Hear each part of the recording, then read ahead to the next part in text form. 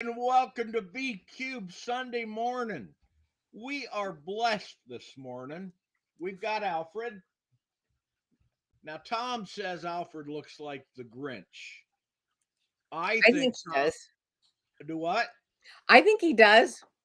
Well, until he said that, it never occurred to me that anybody could think Alfred as the Grinch. But the and Susie's got her Santa Claus back there. I've got mine. Um, the It's all fun. And by the way, if you're talking to him, tell him not to use Safari.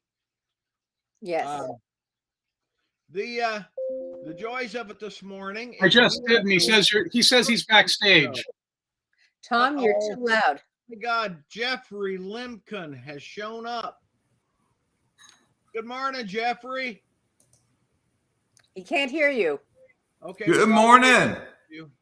There he is. Can you hear me now? Yes. How's that level for volume? Yeah. Buy a cell phone from you now. Okay. Thank you, Bob. Somebody gets my jokes. You know, it's Nobody gets your jokes. I know. Fun world. Jeffrey, you've been a Facebook friend forever, but forgot. Yeah. First time we've ever met. Yeah. Did you set your camera? Okay, let's get our camera set. Now this week is primarily Tom is doing it, but since we're doing a food show, I cannot understate the fact that we have got a new book coming out, a spectacular new book featuring the one, the only That's always Karen good news. G. Anderson.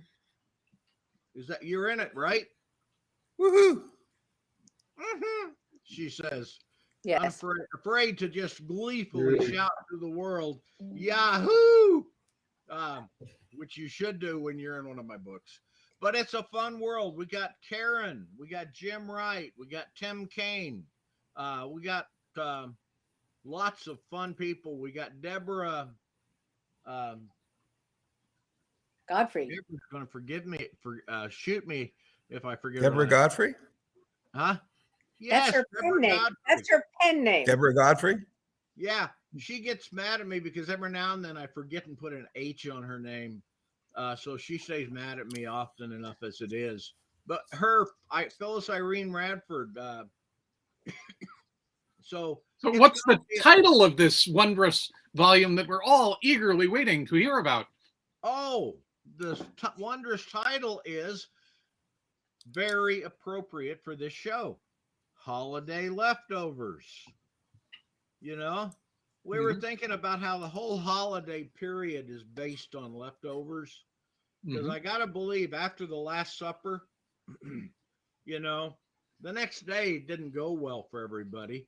And I really believe that they probably all ate the leftovers and got a little case of food poisoning and just ruined their day overall. The problem is, who supplied the Tupperware? Well, they probably should have, but they had clay pots. That's certainly true. So what Bob hasn't said is that today's show is about a subject which is near to my heart, usually passing down the esophagus, and that's food. Yes. So we're going to, that's why I'm here. Holiday Leftovers as an anthology is actually totally relevant. We're going to talk about food in terms of what people eat now, what people eat in science fiction and fantasy, what people do as we're thinking about food, and who else to talk about food but two of the people who really enjoy it most that I know, which would be Jeff and Karen. So there's an emphasis on cooking the food in this, right? We're talking about cooking. Yeah, we'll talk a lot about cooking. I'm sure we'll talk about cooking is good before you eat the food. Yeah. Not always. Bob had this wonderful lettuce that he'd gotten at Costco, which was very limp and everything. It probably needed to be cooked, but it was it was definitely not the best. Yes, here he is with his romaine. You have to put it at the bottom and put it into a glass of water, and it'll perk up. No, Maybe. this is a. You remember that movie Soylent Green, where the one character was so happy that he found a little bit of greenery to eat? This is a full head of romaine lettuce from Walmart. Back to Tom. Yes. Yes. Yes. Well, we've got somebody who's trying to decide between pancakes and bacon and egg, or bacon and eggs with diced potato. Where are you seeing? Oh, in chat. In chat. There's chat over on the side. Okay. Chat. So what is it? Why don't we let the two of you introduce yourselves and say something about food, cooking, and general eating? So Jeffrey, why don't you go first? Sure. Hello, I'm Jeff Lemkin. I'm an old fan who likes to cook and definitely likes to eat. And I've been cooking and eating with, amongst others, you and Karen for quite some time now. And we've been having pretty good times with it. So I thought this would be a lot of fun to join and then talk about how to make different food, fans in cooking, cooking fans. Cooking fans is always good. Well, I don't know. I think they're better raw, but yes. Well, some people have strange tastes. I'm KG Anderson, she, her, and I've been cooking for a long time. I've been doing science fiction only for about 15 years. I'm the one who asked Tom to do this show, in part because I saw Jeff post on Facebook that he had been making chili using one of the new plant-based meats. And one of the biggest challenges for me currently as a cook and as someone who likes to entertain for large groups is making foods that everybody will enjoy. And not all my friends want to eat vegetarian food. And I want to cook traditionally meat dishes, but I also really want them to, to be something that vegetarians can eat. And I'll quickly say that my big disaster was I cooked chili for a large crowd, and my solution was to cook one chili that had no meat and one chili that had meat. And to my horror, one of my guests arrived and said, "Oh, those look lovely, but I can't eat tomatoes," which hadn't occurred to me. At any rate, I was hoping that in this show, Jeff would tell us a little bit how he recently met some of the challenges of cooking for a crowd that Karen, I'd like to amplify on that just a little bit. If I don't know, I'm breaking up a little.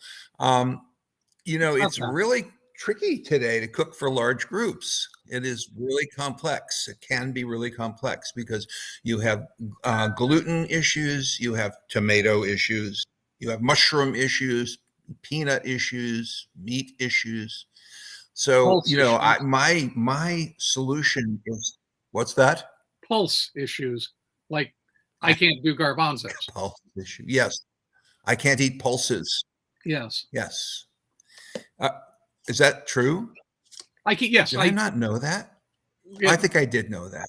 Garbanzos go through me very quickly. Yeah. I describe it not as an allergy, but as a food sensitivity. And we need to separate those two things out when we're talking about cooking for people. Definitely. Yeah. There are also simply food preferences. There are some people who eat vegetarian foods just because they don't like the idea of eating meats. Meats don't harm them in any way, and they generally know that. It's just they don't like the concept for various reasons of eating meat. So anyhow, my solution has been to make something that's super delicious that feeds the most everybody. And then when the tomato person comes, we can deal. You can always whip together something really quickly for a single portion. It's not that difficult. I'll take all the tomatoes out of the chili for you just a second. That's difficult. So One of the solutions that I had for that, actually, I think Karen asked me specifically, as Karen does, to talk a little bit about chili, vegetarian chili, and how do you make vegetarian chili taste more like meat. And I think the question there is, how do you make anything taste like meat, and what does meat taste like? And why did I just disappear from the screen? That's interesting. You're still visible on ours. Yeah. Here we go. Okay. I see what it is. Oh, that's ridiculous. Okay.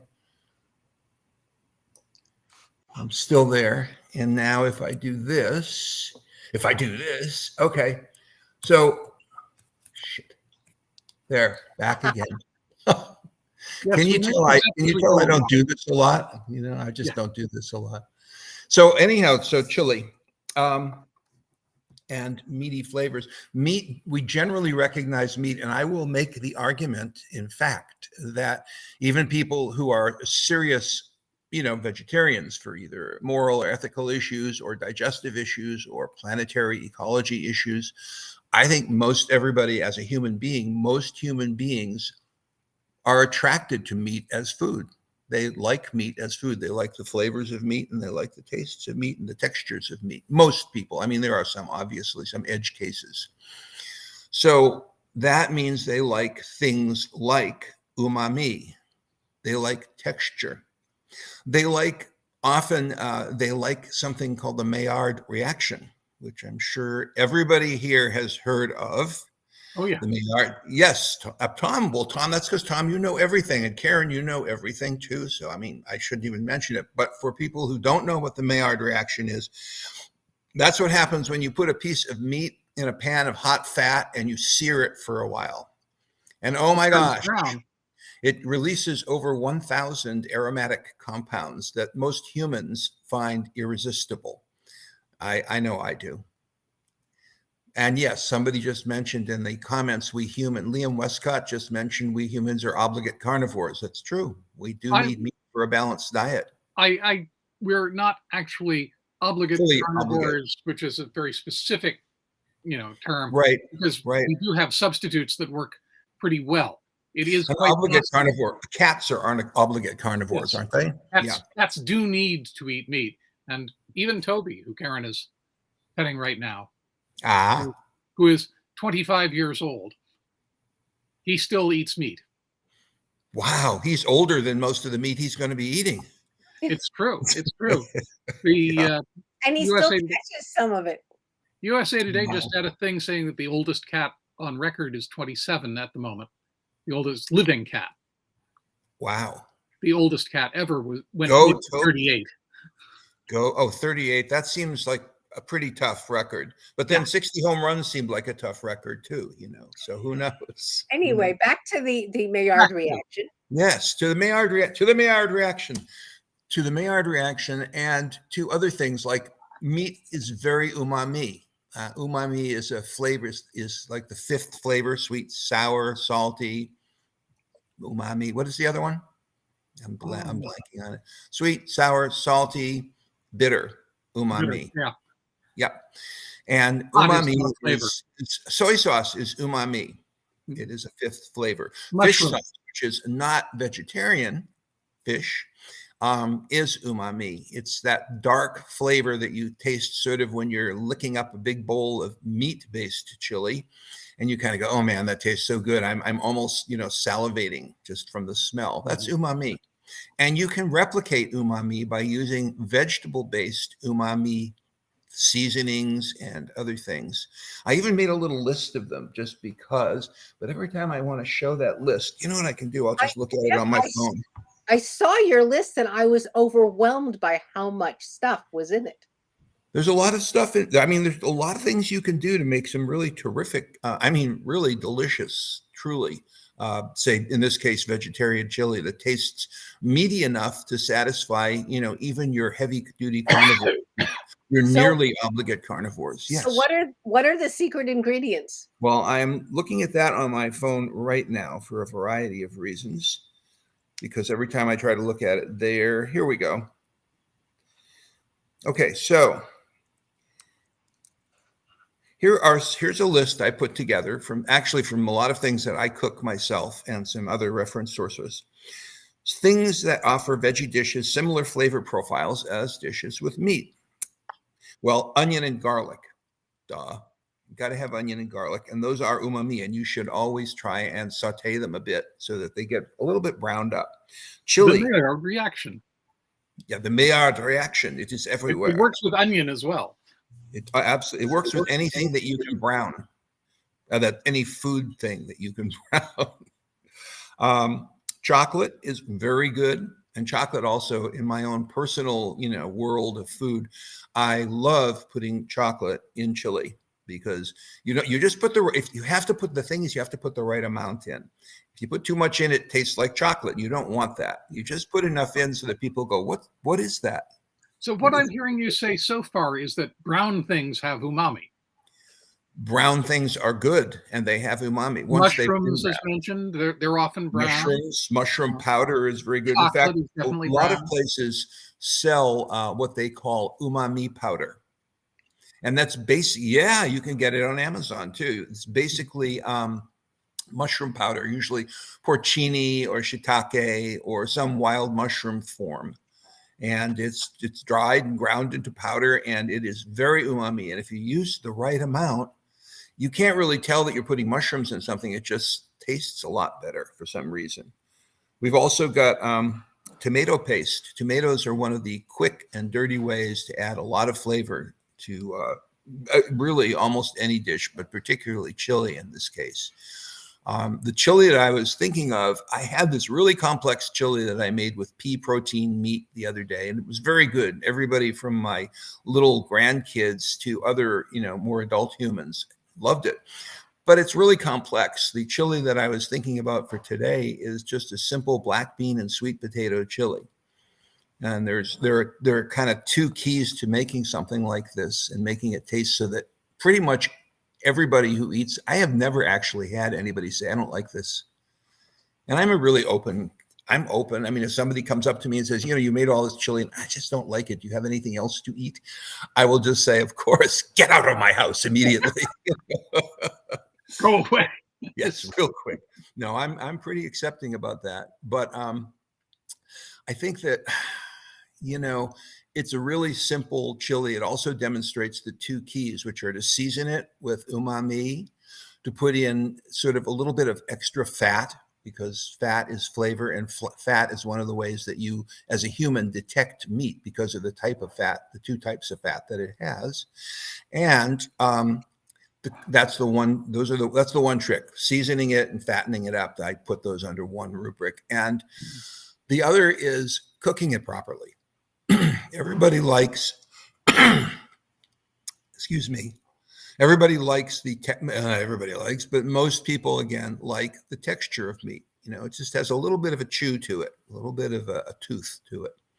And you can replicate that by not overcooking your stuff. So instead of dumping your beans and your sweet potatoes in and cooking it in a chili pot or a slow cooker for several hours, like you might do with a meat-based sauce, you roast your sweet potatoes and you pop them in towards the very end of everything else being cooked. And then you just warm them gently for a few minutes with everything else. And the sweet potatoes have this great sort of crispy on the outside, smooth on the inside texture, and they just work really well. I see that our friend Marty has mentioned that she buys dried mushrooms at Costco. I also did that. She loves the mushroom powder, and she turned some of them into mushroom powder. Marty has powers, strange powers. I also buy mushrooms at Costco. And for those of you listening, Costco has a 12-ounce container of dried exotic mushrooms. That is such a good deal. It is just, and the mushrooms are really fabulous. And someone gave this to me as a gift. They gifted it to me, and it was just so nice. And then so I re-gifted about half of it because I thought I will never use this many dried mushrooms in my life. And now I'm using them. Yes. So yeah, they're really good. Karen discovered that she has a sensitivity to mushrooms. She eats too much of them. But it has to be a large volume of mushrooms is too much. Oh, okay. We were at a farmer's market up in flavoring is perfect. We were up at the farmer's market in Edmonds, and got some cinnamon mushrooms and blue oyster mushrooms. I hear there's a cult about them. There's a cult about the blue oyster mushrooms. It's Yeah. also possible that those mushrooms are my problem, because Yeah. the little innocuous mushrooms I get at the supermarket have never caused a problem. So Wow. yeah. Wow. But there was nothing wrong with the mushrooms per se, because he did fine with them. We just had way too many of them. Yeah. They were very tasty. And one of the things about mushrooms is that's like saying, squash. There are so many different types. Right. That it's Hundreds. really hard to know. You wouldn't use butternut squash, as someone was commenting, where you use spaghetti squash, for example. Well, what we should try is where I live, we have a lot of people who forage. Mm-hmm. I live near Skagit. I live on Island County near Skagit County, and there's a lot of mushroom foraging going on around here. And I have friends with connections in fungal places. Jeff, are you going to post the recipe for that chili? Absolutely. I have it. I have a text file for it here. I'm not super clear how to post it here on this. So you can advise me. Into the chat. Say again? Cut and paste it into the chat. Oh, okay. Well, this is the private. I have a private chat. Oh, wait, can I also? How do we get into the regular chat, Tom? I'm looking at the Facebook chat on Facebook. Okay. Yeah. And I'm not doing Facebook right now because various technical reasons, which were incredibly annoying. But I'm not doing Facebook because I don't do Facebook. Right. That's another technical reason. Yeah. I do Facebook, so you could send me the recipe and I could post it there. If you send it to me, boss. Got you covered. I'll send it to you. Yeah. Okay. And I thought, were we also going to talk a little about science fiction and food? I had to say the one thing that really struck me, people, Tom, you sent that neat little list of books that had food in it. Well, just a couple of stories. There are a lot of books that have food in it. There's tons. I liked your list. And the thing that I immediately thought of was Game of Thrones, mm-hmm. where each culture in the Game of Thrones had like its own cuisine, which I thought was, as an example, Dothraki. They were a horse culture and they ate horse meat. Mm-hmm. I think that the really interesting thing to me is how, humans eat food. No matter what genre you're writing about them in, humans eat food. I have cookbooks that are fantasy-based cookbooks. In fact, I am resting my laptop on some of them right now for some reason. I have cookbooks that are, what is the one? Cooking with Wizards, Warriors, and Dragons, an unexpected cookbook. Mm-hmm. Yes. Dragons really are a source of umami.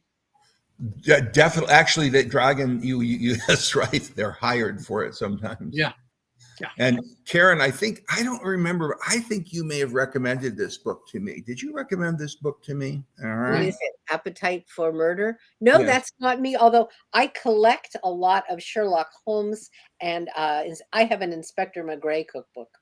Oh, excellent. I also have a Star Trek cookbook with all the recipes from Neelix the chef. The first science fiction cookbook that I know of that was actually published by a real publisher was Anne McCaffrey's Cooking Out of This World, which was a collection of recipes from individual science fiction writers, including Harlan Ellison's hot chocolate recipe or coffee recipe.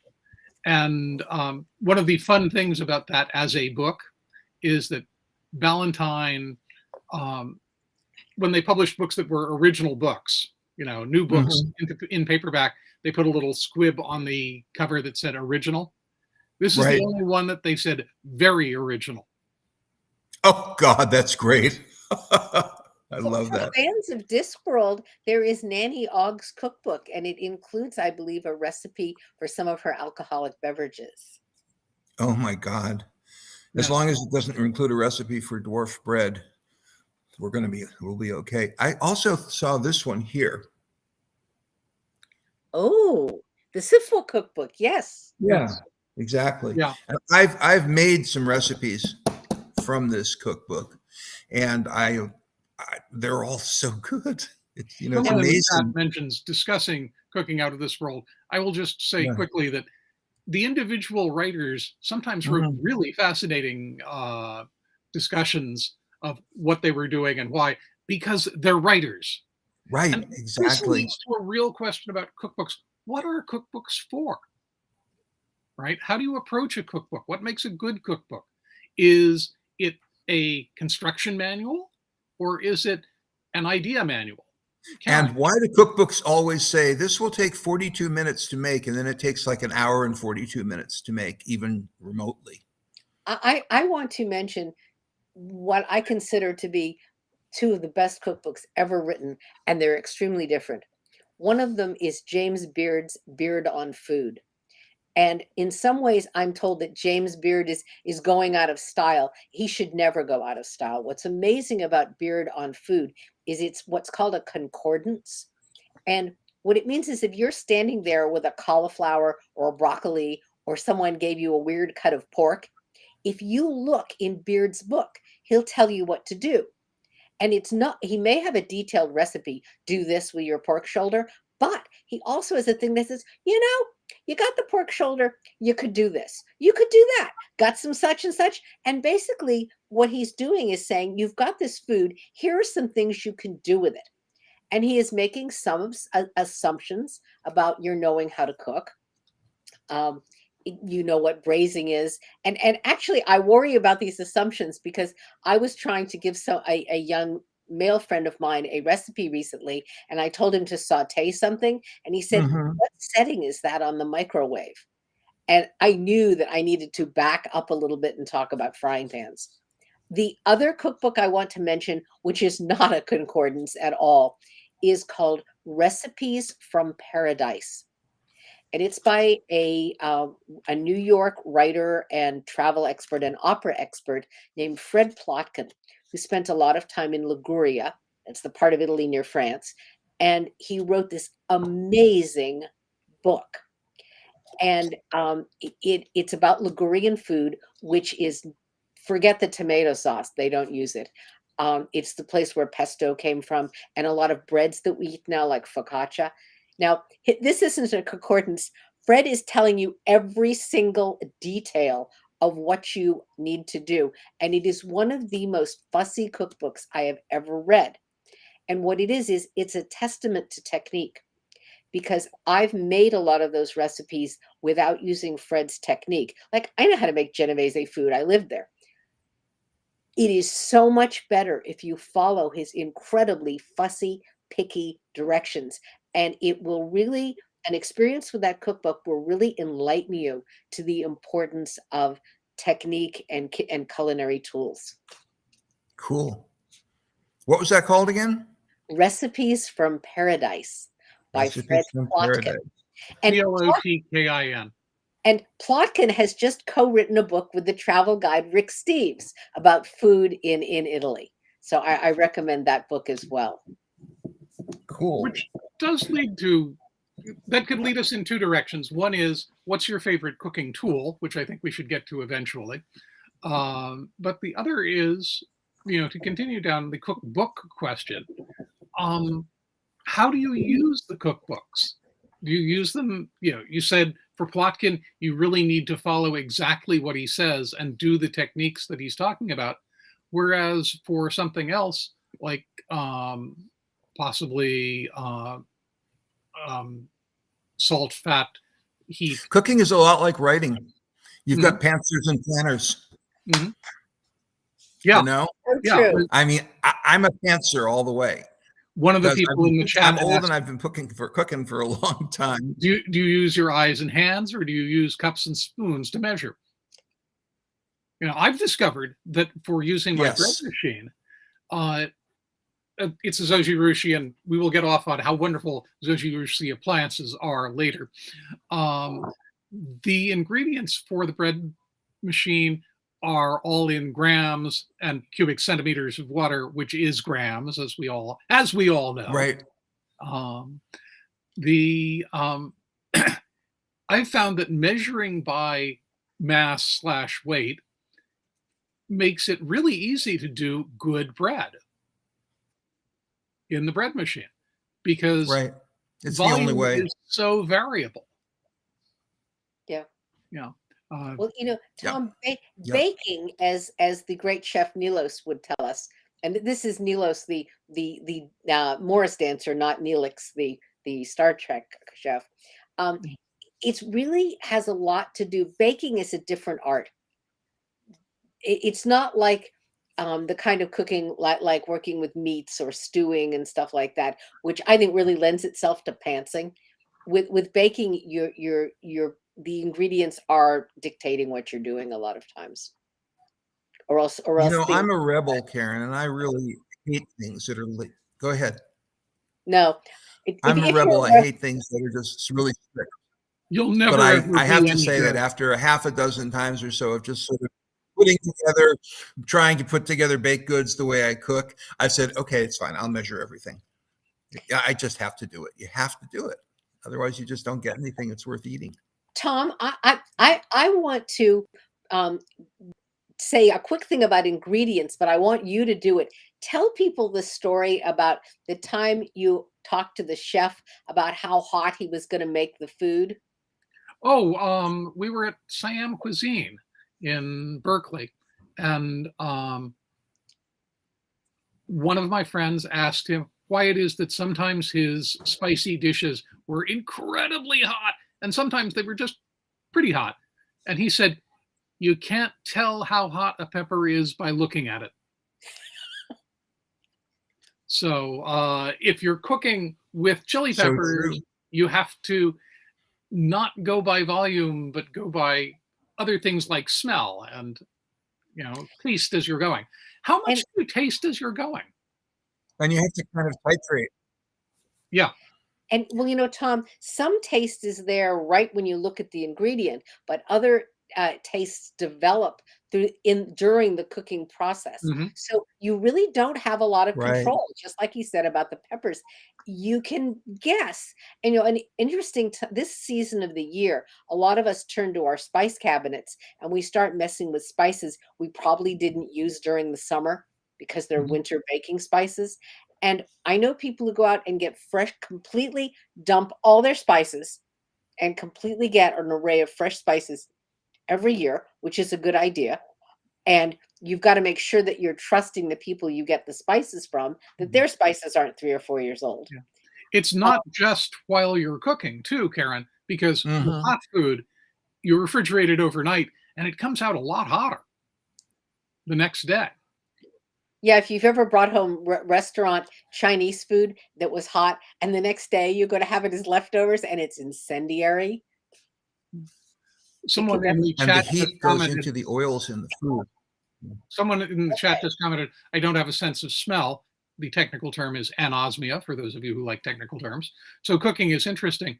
Now, one of the things that I wanted to mention in terms of science fiction was Roger Zelazny's Isle of the Dead, where the main character has a hired chef who is from another, an entirely other sentient species who cannot eat human food and does it entirely as science. They're in effect a Mhm. research chemist, and Sounds they like a make the baker. best food. But it's an interesting question over whether you'd think that was actually possible or not, particularly because you can't tell how hot a pepper is by looking at it. Right.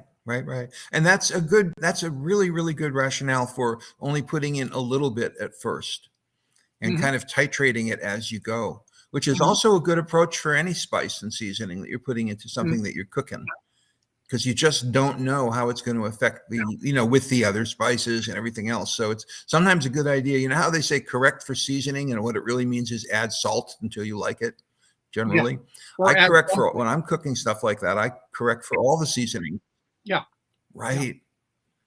Which Yeah, is why a Right. great many recipes say You see taste. something that says add 2 tablespoons of cayenne. Yeah. you know, What? I Tom and I missed get that. ice cream from a Yeah. local Seattle place called Full Tilt, and they're definitely a small batch. I mean, this is a small Mhm. ice cream company, and they have tremendous variability. The texture and the flavor of their vanilla Sure. has definite variations from month to month, which I'm willing to tolerate because I like them so much. But it's really interesting because, of course, with a large Mhm. corporate ice cream, it always tastes the same. And with something local, they might be using a different batch of vanilla. This is one of the things about brew The pubs McDonald's and effect. other similar small local organizations is there's actually variability in how the cider tastes or the beer tastes or any of a number of things because Right. things change. The world is just slightly different. There's a slightly different temperature for 30 seconds when they're starting things, and the yeast grows a little bit differently. You have heard about people who have perfect pitch. Yeah. I actually have perfect sense of taste. And this makes it possible for me to deconstruct foods. And the other problem that I have with it is I will go somewhere and smell something and say, I smelled that smell in Tokyo 3 years ago. Or I walked into an apartment building up on Capitol Hill and said, I smell my grandmother's chicken. I smell my grandmother's kitchen. And the person who was hosting me said, oh, this little old Jewish lady lives across the hall from me. It was my grandmother's kitchen. Literally, she was cooking kosher capons and they smelled different than a chicken. I got a capon at the grocery store recently, and the two young men checking me out didn't know what a capon was. And when I told them, they freaked out. But it tastes different than a chicken. And my problem is, and sings differently too. The other night, someone brought us, very funny, Tom. Someone brought us a salad from Tutabella. You know Tutabella, Jeff. It's a local Italian. And it had a salad dressing. And that salad dressing had an ingredient in it that I have not had since I was in Brattleboro in the late 1970s. And I'm actually going to have to go over and beg them to tell me how they made the salad dressing. It was a hippie salad dressing component. One of the people in the chat, Robin Moore, just commented that just as a side note with Tutabella, if you like Tutabella pizza, they are now offering a 2-pack of their plain pizza at Costco, and it's very reasonably priced. And we have had those pizzas now several times. We've added stuff to them, and we've had them plain. And oh my gosh, they're they taste like a Tutabella pizza.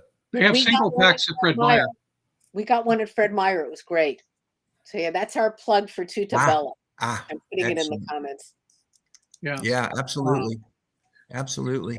One person, Robin Moore, just commented that tolerance for spice can vary by cuisine, and that Robin prefers hotter foods in Mexican than in Indian. Mexican food. Mexican versus Indian or Szechuan or I remember eating at a Szechuan restaurant that was run by a Chinese martial arts group, and they let you have it by stars, and no one ever was able to eat the 5-star. You would burn your mouth out. And we were sitting there one day, and a group came in from the university, and one of the gentlemen who was from India ordered the 5-star. And when they delivered it, the entire restaurant turned around to look at this man, and he ate it as if it made no difference whatsoever. So he definitely had a higher tolerance from his cuisine than those of us who ate Chinese food. Yes. It's worth remembering. Those of you who know me, Tom and Karen.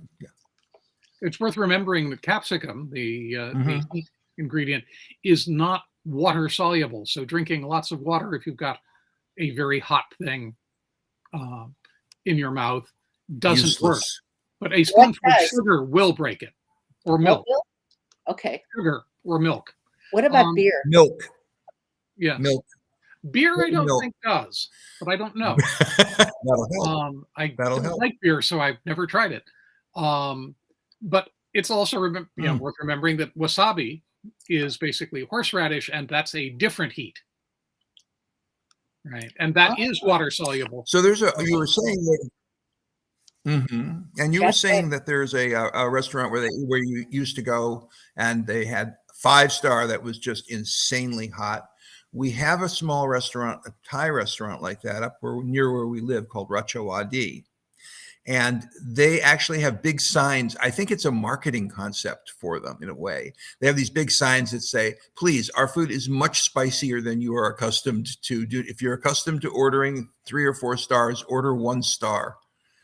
And, everybody, of course, sits down at the table and says, no, I'm going to have 3 stars, and then they're just like, I am too. I mean, I can't believe how hot this food is. Where and is I this like restaurant, Jeff? Well, it's wild. It's actually appropriate of them to do that. Good question. Where is this restaurant? Well, it's in Mount Vernon on Gates Street. Okay. Racha Wadi. I see it. I'm going to put it in the chat. Excellent. Yes. So, yeah, Karen, are you set up so that you're transmitting this to your Facebook channel as well? I am. Okay, that's why you can do that. Got it. Yes, it is certainly possible to put too much cinnamon in things, but it's difficult. Karen has been talking with me a lot about the garlic onion question, and is starting to come down fairly hard on the idea that one should use only one of them at a time. Okay. And that, I really have a problem with a lot of American lousy restaurant cooking, of which Ballard is full of lousy American restaurants. And they are characterized by food that they've thrown they throw garlic in, they throw anything in, because they're using mediocre ingredients. And they're just putting the stuff all over potatoes, and they're putting it in soup, and a ton of absolutely soup.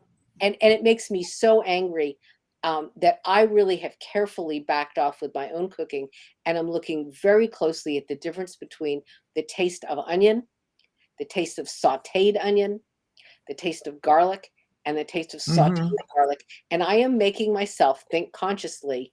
Well, I think that there's a great difference. Well, and Karen's also been using a lot of... Yeah, I think it's a very individualized. She's been using shallots and other alliums instead of either of those. Leeks. Yeah. They all produce... Shallot is a kind of a garlicky onion. Yeah. Yeah. So I want to bring something up that I really want to share with our audience. And it is a show that was in Japan for 2 years and then was brought over by Netflix. And Netflix liked it so much, they paid the Japanese to produce this show for 3 more seasons. I believe there's a total of 5 seasons. Wow. Yes. And it's called Midnight Diner. And what was the show? Midnight Diner. And it's about a mysterious I put that in my queue. On your recommendation. I have yet to look at it. I will have to look at it later today. It will break your heart. Yeah.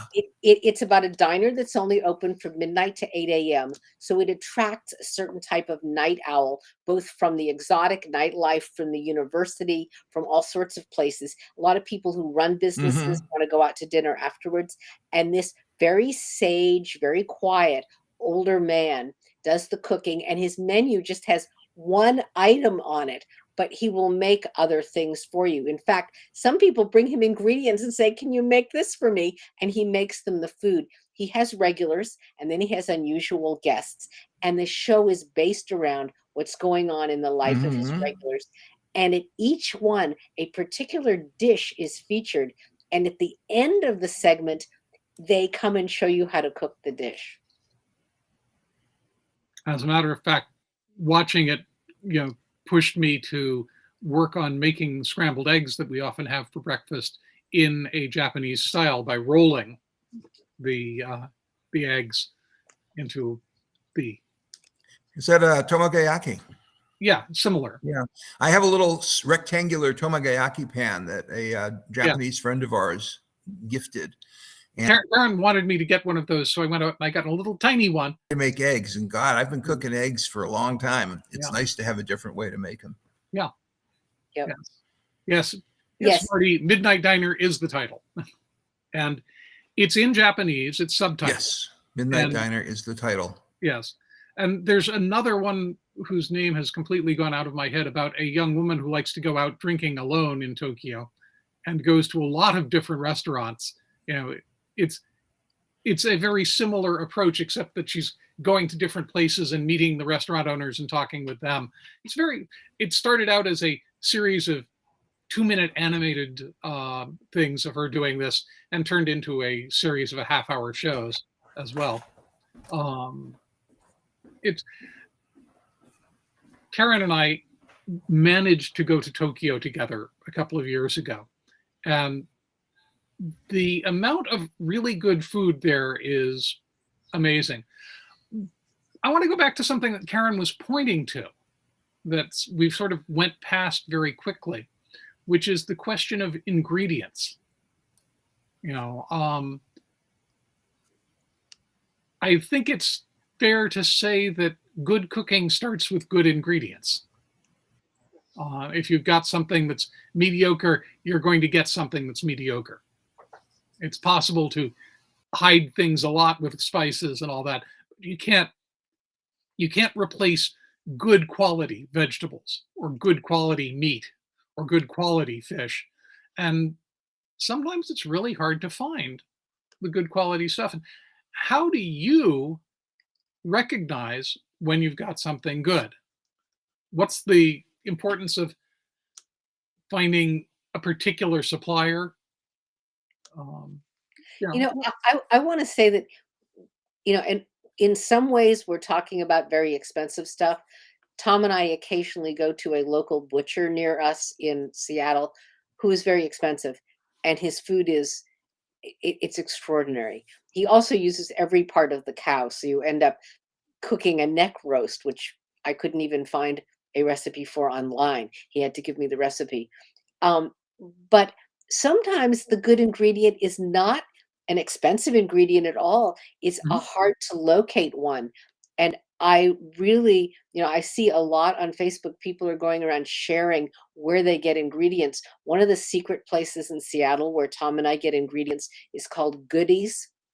And it's a halal butcher and grocery store that is off of Lake City Way. And you actually have to go down a steep driveway. It's hidden. And they have the most amazing produce, meats, olive oils. They carry an inexpensive olive oil that is the olive oil that is used in New York, in almost all of the falafel places and stuff. Just a beautiful buttery olive oil.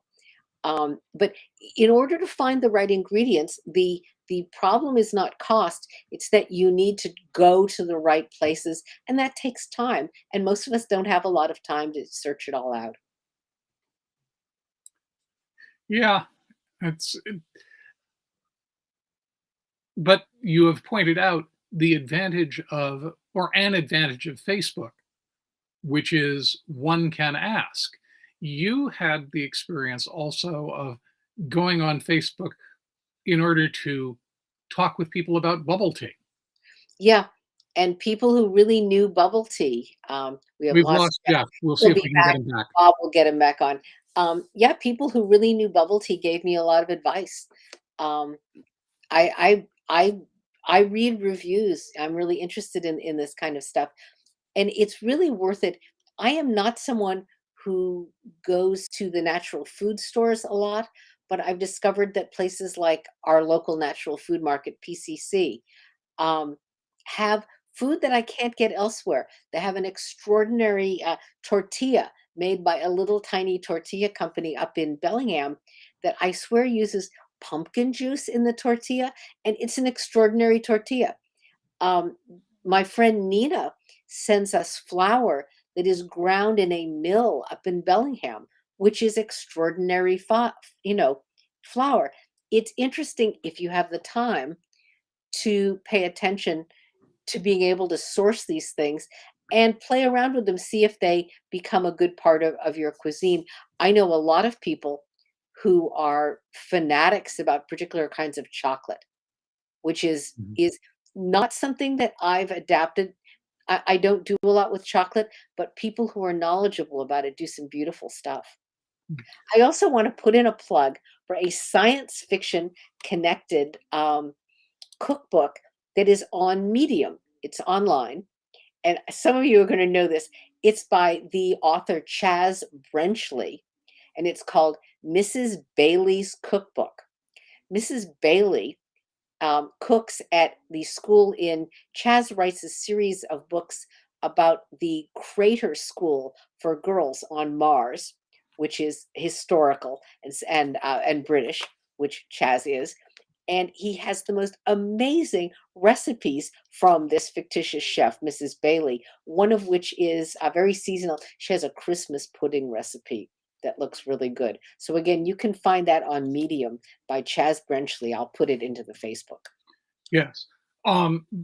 But this can be taken to extremes. Karen was at a dinner in Italy, and they were talking about the food, and the person she was talking with said, "Yeah, but they used the wrong olive oil." And Karen said, "Well, what's the right olive oil?" And the person said, "Oh, the one from my uncle's farm." Yeah. Oh, the Italians are hyper local, which is really fun. Yes. So, yes. If Bob is listening, can you see if you can let Jeff back in? We're Hold on. because we don't want to lose Jeff's commentary, because I said, Bob, let Jeff back in. We need him. Here he comes. Here he comes. I think we've got Jeff back. little cat, let me come in. Let me in. Let the right one in. We can hear you. We can We hear don't you. see you. We can't Can see you hear me? We can hear you just fine. There Oh, you I can hear. oh, But I'm here, but Jeff's cameras went off. He'll get it on. The control. interesting. Get it on. There you go. Beautiful. There. Now, We can now. We saw you in silhouette. There, Yeah. you're still in here I silhouette. am. Sort of. Two silhouettes on the shade. If you turn up the light on Okay, your, I guess. Yes. Turn up the It's light. funny. It wasn't like that before, but here's what I Yep. can do. Jeff, look at what I'm doing. If no, change the light on your screen. There. That actually has worked really well. Okay, There will you do. go. You're back. Better? Yes. All you missed was I was talking Awesome. about Chaz Brenchley's Welcome. Mrs. Bailey's Martian Cookbook. And we talked about hyper-local food in Italy. Yes. Oh, yes, I see that in the list. Yeah. Are you familiar? Well, these with are both Chaz? subjects of great interest to me. You should Chaz's cookbook. Mrs. Bailey's What's that? Mrs. Bailey's cookbook is on Medium, and you can access it on the internet. It's wonderful. Oh, great. Mm. Oh, awesome. I will definitely do What I that. love I is had another. So many good ideas in this There's a- little chat there's we're a having. You guys detailed- are really putting detailed it up. recipe for Christmas pudding. But what's so sweet about it is he doesn't actually tell you how to Mhm. steam a Christmas pudding, because I think they assume that you know how. But steaming puddings is not done very much in the States, I don't think. Have you ever done one, Jeff? Jeff, have you A ever steamed pudding? Yeah. Yeah. No, I haven't. Although I have steamed. No one's ever asked me. Highly It's esteemed. it is. It's an unusual form of cooking, isn't it? There's a book that I wanted to mention that we haven't gotten to yet. Walter Moers is this really peculiar German author, and he did a book called The Alchemaster's Apprentice, which is about a krat, which is an animal who's very like a cat, who is enthralled to the alchemaster because the alchemaster wants to eat his liver, but he has to fatten him up for a year first. And it is Oh, of course. a long discussion about cooking things that don't exist, and one might think this could get boring, but the whole idea of the philosophy of cooking is a major part of it. And it's, at one point early in it, the Alchemaster serves him something that tastes absolutely awful. I mean, he takes a bite of it and he wants to just vomit, and then he takes another bite, and the Alchemaster says, I can see you're a true gourmet, because a true gourmet is going to taste something more than once to find out what's interesting in it. And yes, it's just it changes the way I think about food to start thinking in that way. And Karen has posted it into the chat. Yay. Someone in the chat, Ellen Barnes talks about a vegetarian cookbook. Jeff, what are some of your favorite vegetarian cookbooks? Do you have any that focus on vegetarian food? Well, sure. I have an Indian cookbook that is the vegetarian Indian cookbook. I've got Moosewood, which has a lot of vegetarian. It's kind of an old classic recipe book for vegetarian food, and a couple of others that I'm just not thinking of at the moment. I think, though, that mostly vegetarian cookbooks talk about cooking vegetables. Very few of them talk about like making veggie hamburgers and veggie hot dogs and veggie things that seem to resemble either in appearance or taste or smell or texture of meat. And I think that if you can do that, I mean, vegetables taste great if you treat them right. They're wonderful. They're incredibly delicious. There's a whole philosophy that some people have. Like meat. There's a whole philosophy that some people have in terms of vegetarian cooking of saying, let's not try to imitate meat, because why would we bother? And there are certainly people who do that. And we need to, of course, admit the distinction exists between vegetarian, pescatarian, vegan, what level lacto-ovo vegetarian, milk and eggs are okay, but we'll call that vegetarian. And many people don't. And the important thing if you're cooking for a group is to talk to the people in it and say, what can't you eat and why? Asking, the fact that someone is deathly allergic to onions is really different from the fact that someone doesn't like onions. We have a friend who will go into anaphylactic shock if we serve him onions, and we have a cutting board that is designed to use when we're cooking for him that never gets onions on it. Yeah.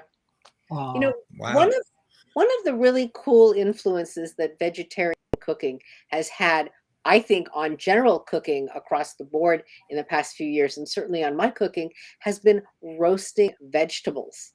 Growing up, vegetables got either boiled or steamed to death. And then in the 70s and 80s, Chinese cooking had a real effect. People started to stir fry them, which was great. But now I'm seeing roasting for vegetables, and roasted carrots are amazing. I would never serve boiled carrots at a meal, but if you roast them, it's so good. Oh my gosh. Yeah. Roasted Brussels sprouts too, I like Brussels sprouts, and roasted Brussels sprouts are really amazing. Jeff, and there's a reason for that, isn't there? Yes, the Maillard reaction. Jeff, remember the roasted green beans that I made with the tomatoes and anchovies?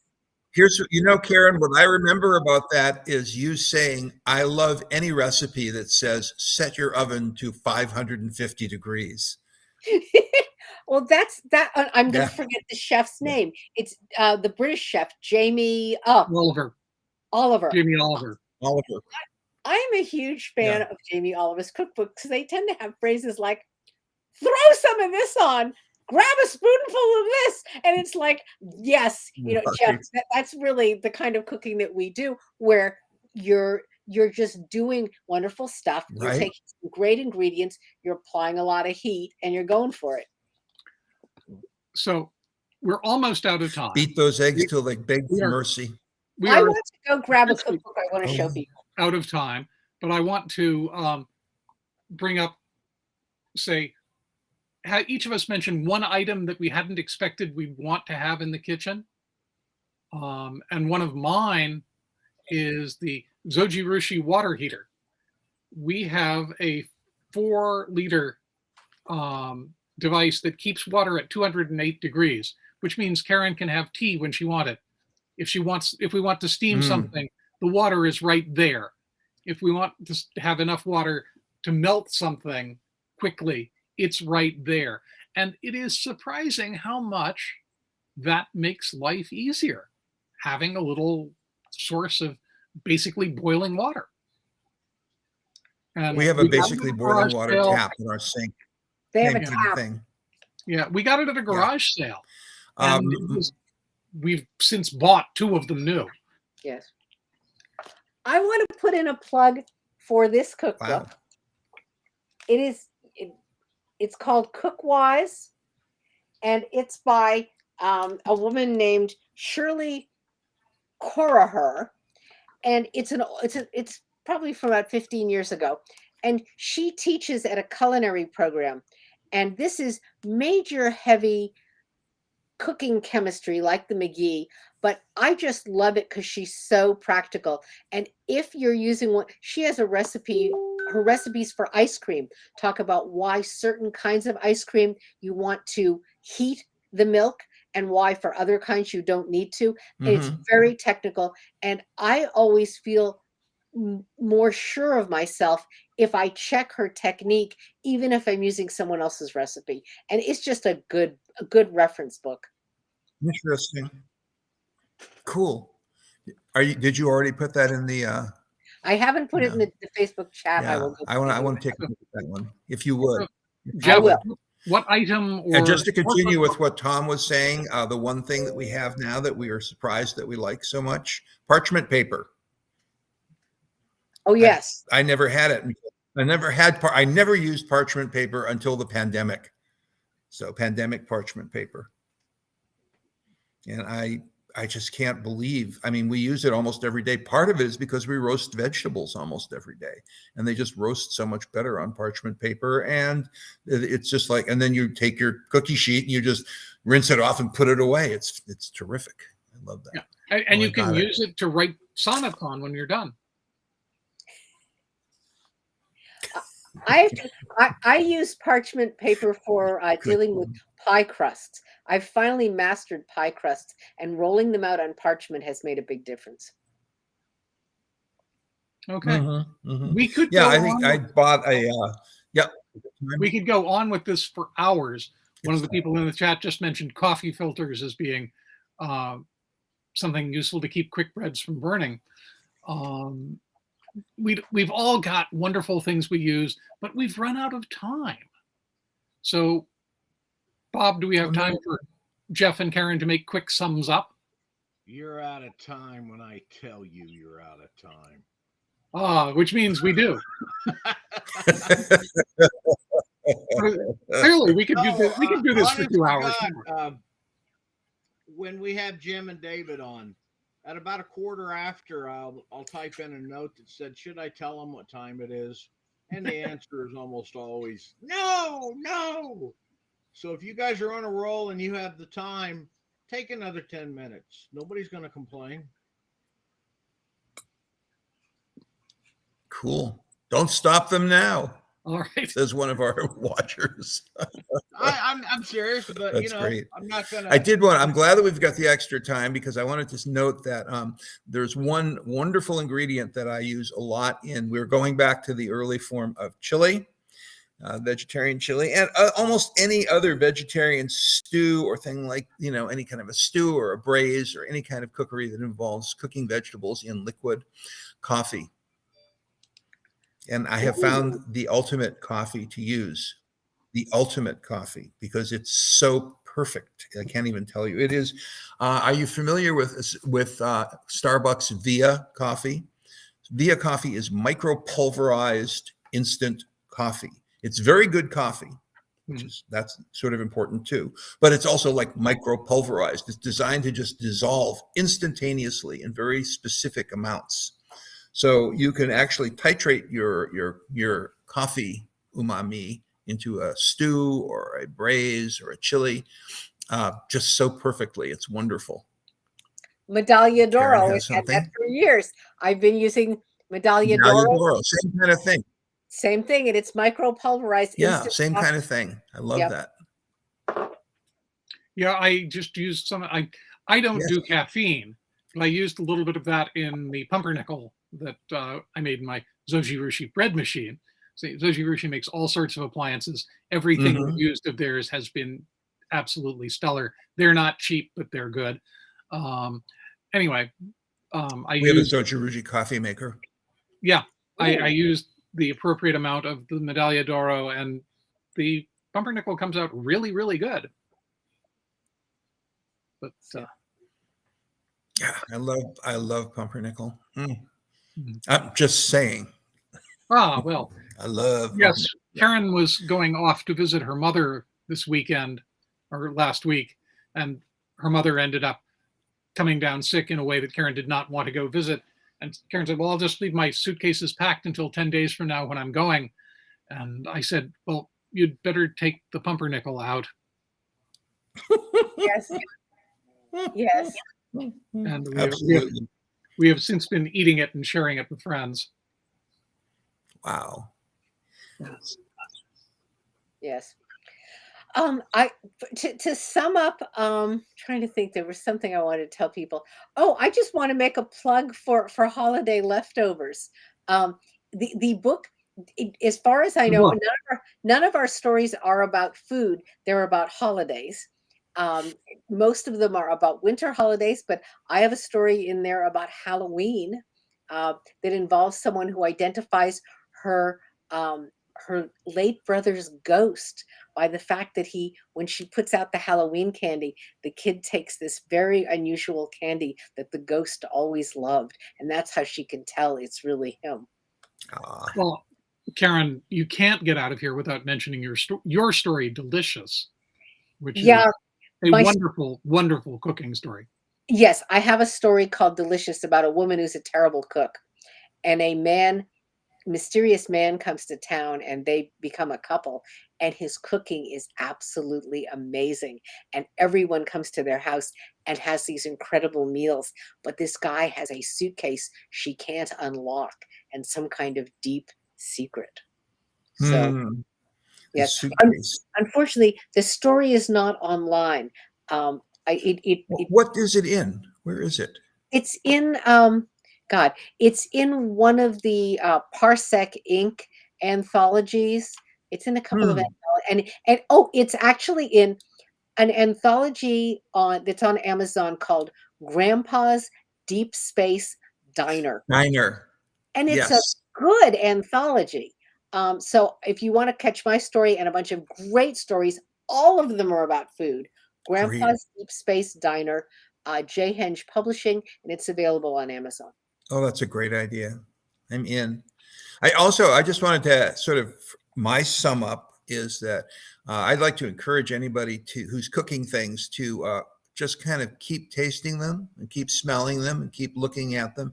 I know I have a lot of friends who will cook something. They'll just put it in a pot and they'll throw some seasonings and spices in it, and then they'll just sort of go away. We'll go and watch a football game. They'll go and watch the football game, and that just doesn't work. If you want to make really great cookery, you have to kind of love it a little bit. Hey, Bob. Okay, I got a question for you, Jeffrey. Or Jeff. Yeah. I recently started Yeah. using a spice Either way. called sumac that Yes. I really like, both in cooking for when I'm searing meat Mhm. and as a Mhm. just as a sprinkle on a salad. Yeah. What are your thoughts on good uses for sumac? Oh my God. Any kind of Middle Eastern food, sumac is a classic Middle Eastern spice. It's a kind of thyme. It's got a very dry, dusty flavor. And what I like to do when I get a new spice like that is I actually like to try it in all of my old traditional dishes. I don't know why. I've just because I don't believe that I can exactly know what it's going to be like. Perhaps, I don't have Karen's exact sensitive taste quite. So I kind of I just try it in things. I've put sumac in chili, and you can do that. I've also used za'atar, which is basically sesame seed and sumac mixed together. And that's another classic. Have you used that one, Bob? Say again? Have you used the spice za'atar? ZATAA apostrophe AR. No, but I'll Okay. have to look it up. But on If the you like sumac, sumac, you'll love za'atar. when you put it in chili, Yeah. I would think that the best place to put it would be when you're browning your meat. Put it on the meat. Is that how you did it? That's a good question. I very rarely put spices on meat that I'm browning because I tend to just burn the spices, and they just sear off. So after I browned it, absolutely, that would be the place to put it. You Well, I brown just the find meat and then you dump it on. the sumac, if you heat it, Mhm. it takes on a whole new flavor. Oh yeah. Jeff, That's I what- think what's coming, if you look at technique for Indian cooking, Hmm. traditionally the spices are put in the oil first. They're all heated to release the aromatics, They're and bloomed. then the meat and stuff is put in. Hmm. Yeah. That's how I use pepper. I'll Yeah. sprinkle my pepper in my oil before I Mhm. do anything with it. Exactly. That's the way to do it. It's a And that's why you standard pepper in meat Sichuan on. cooking also to fry the peppers in the oil. Be Yeah. careful if you're trying to make hot chili oil, though. Make sure you've got a good fan in your kitchen, because Deb Notkin made our house uninhabitable from the pepper spot the first time she tried doing this. Yeah, the fume hood over the stove is necessary if you're making pepper oil. And another good tip along those lines, if you are making pepper oil and you're cutting up peppers for it and you have a sink that has a disposal, when you dump the peppers into the disposal to rid yourself of the pepper ends and the stems and whatnot, stand back or open a window. Yes. Oh, wow. I made a quart of ghost pepper, just pickled ghost peppers, and I trimmed the ghost peppers and made them really nice and put them in the jar. And I had this handful of ghost pepper remnants, and I threw it into the disposal, and I was grinding them up, and all of a sudden I realized I couldn't breathe. Yes. Yes. I had to go outside, and it was really eerie. I mean, it's just so powerful. So be careful. Common industrial Capsaicin accident. does permeate the air. It does indeed. Yes. And Bob, I just want to say, I've always enjoyed watching these B square things here, and I've really liked them a lot. It's kind of a kick to be involved. He's in much more one. 3-dimensional than 2-dimensional. So it's It B sure cubed, is. not It B sure squared. is. Oh, we have a lot of fun. One more Mhm. question. Yeah. I bought this Tunisian harissa. How It good is- huh? is it? Dry or is it moist? It's dry. Dry. It's a powder. Yeah. Okay. It's you were talking about peppers, and it turns out to be one of the peppers that I sprinkle some in my omelet oil today, Mm. and I also will sprinkle it on a grilled cheese and hamburger. And I tell you, Absolutely. it's a pepper, I guess, Hmm. but it's really good. It's a pepper and ground caraway seeds and a few other things. It's wonderful. And you just reminded me that my common breakfast is I love peanut butter on rye toast with Aleppo peppers all over it. It's just peanut butter and hot peppers are just so good on toast. It's just Really, ridiculous. peanut Yeah. butter and Yeah, not burning, screaming, I'll kill you if you look at me the wrong way peppers, but peppers that are kind of like, you're really going to like me. Just try me and keep at it. Yeah. Peppers, those That's peppers. interesting. We didn't get to. One more question. Yeah. Because Yeah. I've suspected. I have this spice called Baharat, Baharat spice blend. Huh. Baharat. I don't know what it is. It sounds like it's an Indian spice blend, perhaps? Kind of semi Or Middle Eastern? It's a And blend, yeah. I've tried it on several things, and I just haven't. Oh, wait. What, Go ahead. does it have ground nuts in it? Does it have nut? ground nuts in it? Or nuts? Yeah. No, I can no. tell you what it has in it. It has allspice, black peppercorns, cardamom seeds, cassia bark, which is related to cinnamon, cloves, coriander, Right. cumin, nutmeg, turmeric, saffron, ginger, and chilies and paprika. It is a Middle East spice. I'm putting this in my next pumpkin pie. Awesome. Hey, Bon, what was the name of that spice that Leslie gave us, that little jar? You see, we can keep this going for as long as Just you want. There's another one called Muhammara, which has a friend of, you know how you get jars from friends and they have jams and nuts and berries and products of their love in their kitchens. Mhm. And honestly, most of them in our house, most of them end up in the refrigerator where they stay for a very long time. And I don't know why, but a friend of ours gave us some homemade muhammara. And it's a spice with nuts and seeds and chilies and other things like that. And it was so incredibly good that she gave us like a 12-ounce jar of it and that she'd made. And we have eaten it over the period of 9 or 10 months. We ate all of it. In fact, I sent her a picture of the empty jar going, I can't believe this. We need more. It was so good. So if you haven't tried that, look it up. It looks like it's super easy to make, but you just have to get the right ingredients for it. Wow. Well, Muhammara. guys, this has been fun. And I said, wait, this is the part where I said a quarter after I almost always, and so I do have to promo next week's show because we've been hearing a whole lot. I mean, my God, my Facebook feed, I got a lot of artists on there, is flooded with the with two things. One, pictures where people have used this Lanza program to generate a bunch of Facebook pictures, profile pictures, and another one with all the artists on my feed throwing shit fits over people over the use of AI art. And I did something stupid. I made a comment that said, well, change happens, you know? I know. And after I got done being educated, I decided that I was going to let some of the artists or request, I don't let anybody, I beg them, come on next week and explain. So those of us who may make a comment like, well, change happens, explain what makes this different than the market, the changes that occur in a marketplace. And it might be a more targeted process to dig into the stream of process. So, and so that's what we're going to be talking about next week. And I thank you guys much for coming on this week. Tom, you look like you're going to say something. I was just going to say it's been wonderful to be here.